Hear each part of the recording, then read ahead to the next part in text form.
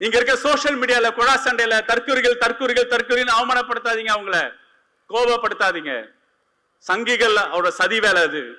நம்ம கிட்ட கணிசமான பிற்படுத்தப்பட்ட பட்டியல இளைஞர்கள் நம்ம பக்கம் வரக்கூடாது என்ற சதி வேலை அது. அந்த சதி வேலையை உணருங்க. அதுதான் பகுத்தறிவு தன்மை. தற்கூரிகள் சொல்லிட்டு ஒரு பிற்படுத்தப்பட்ட ஒடுக்கப்பட்ட பட்டியல இளைஞர்களை நம்ம விமர்சனம் செஞ்சுட்டு இருக்கோம். அது தவறான அப்ரோச்.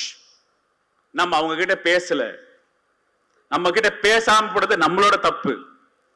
நம்மளோட கல்லூரி ஆசிரியர்கள் பேசல, நம்மளோட பள்ளிக்கூட ஆசிரியர்கள் சமூக நீதி அரசியல் அவங்களுக்கு சொல்லி கொடுக்கல, நம்ம பேசல. ஏன்னா அவன் மொழி நமக்கு தெரியல. நம்ம உரையாட ஆரம்பித்தோம்னா அவனை கன்வின்ஸ் பண்ணலாம், பேசலாம். அங்க தலைமைகள் ஒரு சுயநல போக போறாங்க. ஆனா அங்க இருக்க பசங்க ரசிகர் கூட்டம் தான். அந்த ரசிகர் கூட்டத்துக்கு உரையாட தொடங்க வேண்டும் தோழர்களே. அவங்க விமர்சனம் பண்ணது கூடாது. நம்மளே என்ன பண்றோம்னா ஒரு வெறுப்புணர்ச்சியை நீங்க கொண்டு இருக்கீங்க. அவங்க சங்கிகள் கிடையாது, அவங்களோட பேச தொடர ஆரம்பிக்கணும். நான் இங்க இருக்க இளம் பேச்சாளர்களுக்கு உங்களுக்கு அது பொறுப்பு இருக்கு. 200 இளம் பேச்சாளர்களே உங்களுக்கு அந்த பொறுப்பு இருக்கு. அதுக்கு தான் இளைஞரணி செயலாளர் சொல்றாரு, போய் பேசுங்க. தமிழ்நாட்டை உண்மையோட சமூக நீதி வரலாறு போய் பேசுங்க. அவங்க ஜென்செட் மொழியில பேசுங்க. எங்க பெருசுங்களுக்கு அது பேச தெரியாதுன்னு உங்களை தயார்படுத்திருக்காரு. அப்ப நீங்க போய் என்கேஜ் பண்ணுங்க.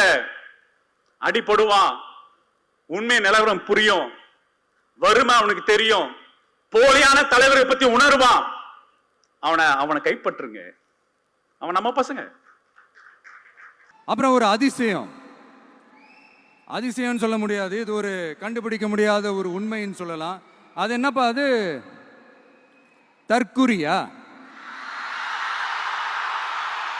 நம்ம டிவிகேக்கு சப்போர்ட் பண்ற கோடிக்கணக்கான லட்சக்கணக்கான மக்கள், நம்மளுடைய நண்பிகள், நம்மளுடைய ஜென்சி கிட்ஸ் எல்லாரையும் தற்குறிகள்னு சொல்லி வாங்கி கட்டிக்கிட்டு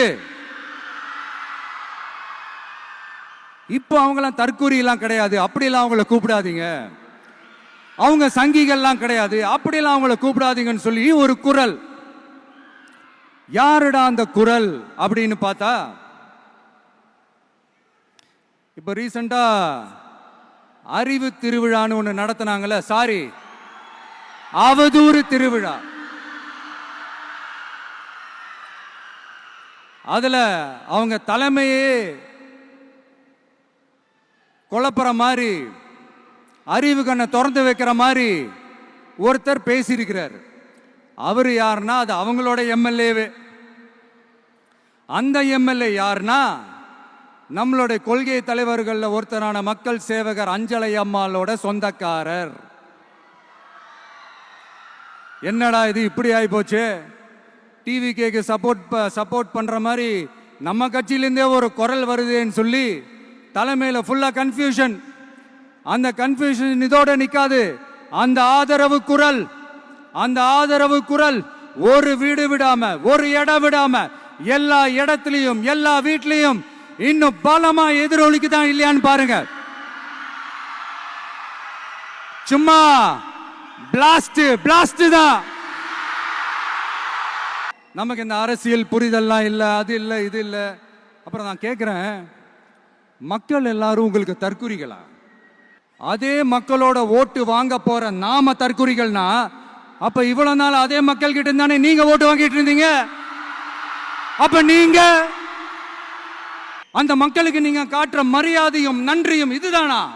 ஒண்ணு மட்டும் சொல்றேன், எழுதி வச்சுக்கோங்க. இந்த தற்குறின்னு சொல்றீங்கல்ல, இந்த தற்குறிகள்லாம் ஒன்னா சேர்ந்துதான் வாழ்நாள் பூரா விடையை கண்டுபிடிக்காத முடியாத அளவுக்கு உங்க அரசியலே ஒரு கேள்விக்குறியாக்க போறாங்க.